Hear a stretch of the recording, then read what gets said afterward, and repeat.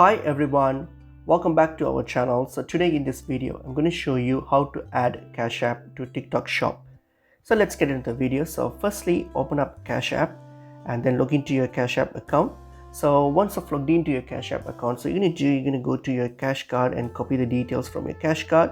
So get that done. So once that's copied, so now open up your TikTok account. So go to your TikTok account and then log into your account. So it must be logged into your account.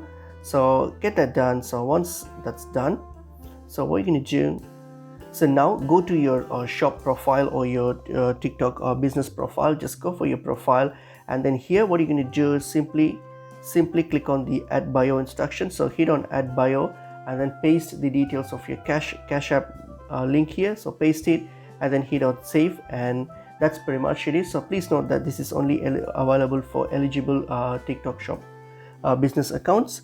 So just keep that in mind, it's not available for everyone. So that's pretty much it is. Hope this video was helpful. I will see you in another video. Thank you.